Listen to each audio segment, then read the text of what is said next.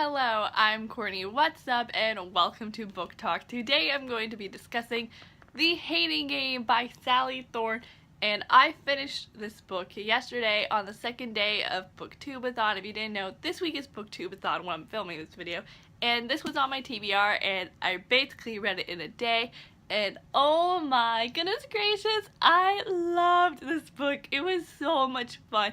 And I gave it 5 stars on Goodreads. Surprisingly, I gave it such a high rating because as I just read the book, it was just so good. And yesterday, I couldn't put it down because it was just so amazing. And if you have no idea what this book is about, it follows a 28-year-old woman named Lucy Hutton who works at a publishing company. But this publishing company she works at is basically about to go bankrupt because the economy is really bad. Publishing isn't doing well during this time, so this publishing company decides to join forces with their enemy publishing company that's called Bexley. So Bexley and the company that Lucy's working at, Gammon, join together and merge together, and become Bexley and Gammon. And Lucy is the executive assistant to the co-CEO of Gammon. But when these two companies merge, she has to start working across the executive assistant of the co-CEO of the Bexley company, and his name is Josh, and Josh and Lucy immediately hate each other. That's why it's called The Hating Game. But Lucy realizes that maybe she doesn't hate Josh because she talks to him all the time, and it's the story of realization, falling in love, standing up for yourself. It's beautiful. I loved it. Like I said, gave it 5 stars. It was great. Definitely go check it out. It was wonderful. I had such a fun time reading it. And oh, if you a youngin' though, don't, because there is some sexual content in this that threw me by surprise. But overall, it was really good. I thought it was a really great story. So if you haven't read it yet and you don't want to be spoiled, I would leave right now. So bye, not spoilerly people. Okay, so The Hating Game. We first have our main character, Lucy, who I adored. I thought she was amazing, and I loved it how the story goes on. She starts to stand up for herself because I hated it in the beginning when she gets that phone call from that girl, Julie, and she's all like, oh, I have a migraine, blah, blah, blah. I can't get this done. Can you give me an extension? And Lucy's just like, yeah, sure, I'll give it to you. And Josh is just like, you do this all the time, Lucy. Why? And I was like, yeah, Lucy, why? Stand up for yourself.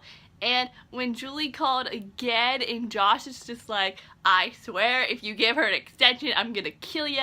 And Lucy does it. She stands up for herself and it's just like, no, I need this done by 5. And it was beautiful. I was so proud of her because she did need to realize she can stand up for herself. You can say no. It's okay to say no sometimes. And I was just really proud of her. I thought she was really fun. There were some points though where I was just like, okay, Lucy, calm down. Especially during the sexy times, I was like, whoa, this, not relatable there, Luz. Okay, those, man, I can't even talk about those scenes. Those were, whew. But then there's Joshua, good old Joshua Templeman. I obviously did not like him at first because I found him to be very rude, and I was like, dude, who gave you the right to speak to her like this? The door. But the first moment I really liked him was when he took care of her when she got sick after the paintballing, which the paintball scene was so much fun for me to read. That was, I don't know why, it was so much fun. And then he protected her in the tree. So cute. But I loved it afterward when, well, I hated it that she got sick, but I love that he took care of her and she didn't even ask him to do it. He was just doing it because that's a nice, genuine thing to do. And I was like, wow, look at this boy being nice. Who is this man right now?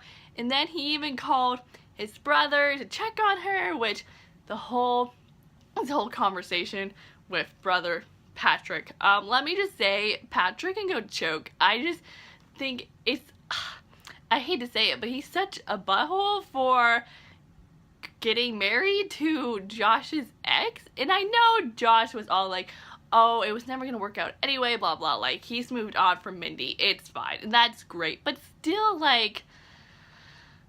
she married his brother. I don't know. I just find that weird. But when they started arguing about the wedding, I immediately knew that Josh didn't want to go because Patrick was gonna marry one of his exes, and that was pretty obvious. What kind of took me longer to realize was the whole dad situation, which I want to slap Anthony, their father, in the face. How rude of him.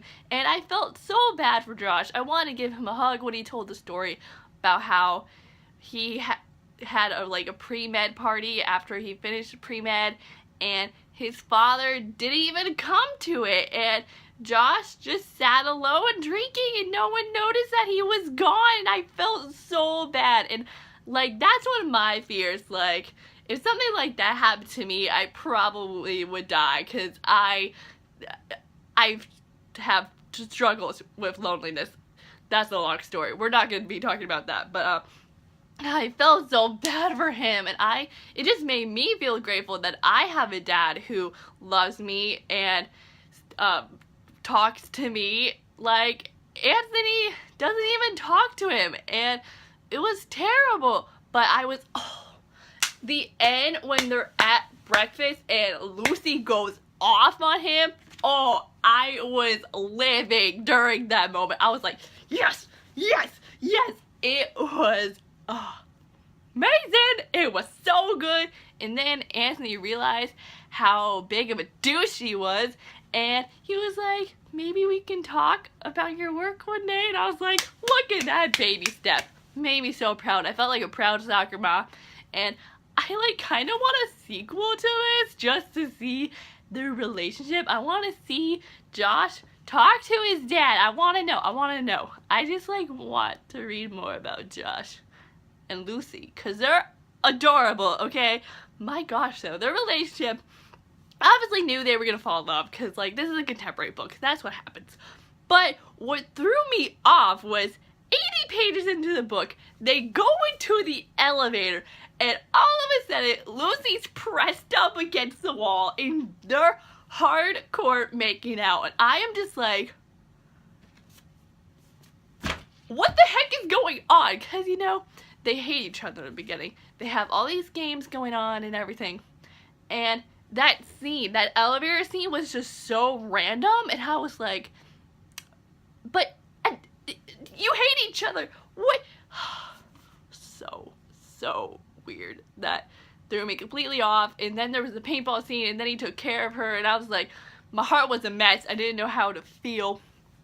But it was so cute at the end when, after the wedding and everything, and they get back to his apartment, and Lucy's so afraid of the future because, one, they have the whole competition going on. I haven't talked about this. This whole competing for the job was honestly not even that important to me, because I knew deep down Lucy was going to get the job, and I found it so sweet of Josh to resign so Lucy could have the job, and it just reminded me so much of Ben and Leslie from Parks and Rec, and I was like, oh my gosh, my heart.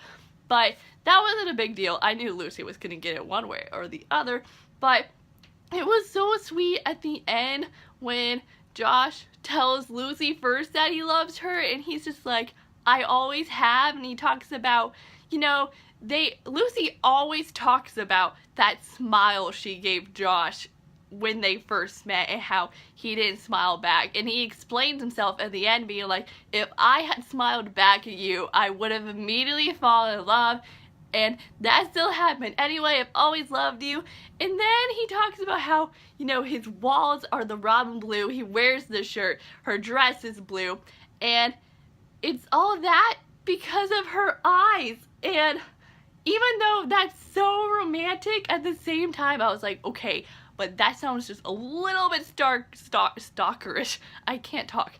But it was a little creepy, but I was still like, this is still very, for him at least, it's very romantic. Look at this boy taking all these big steps, pouring his heart out, and they're now together, and they now love each other, and it's just so cute because there was just all that tension. I was just like, get together already. Man, I gotta bring up the sex scene. My gosh, when that happened, I was like, thank God, finally. I've been waiting forever. Not because I wanted it to happen. I mean, I did. But there was just so much sexual tension building up. I was like, okay, can we get this over with?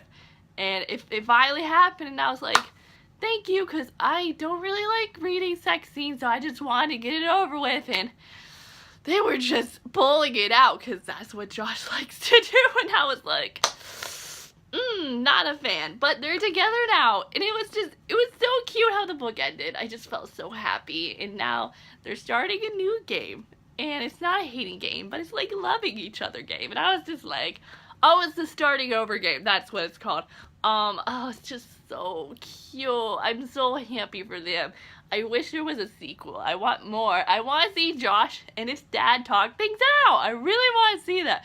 But overall, this book was really good. I'm so glad I read this. I'm so happy that I found it. Oh my gosh, I never thought I was going to find this. But overall, I love this. This was great. Fantastic.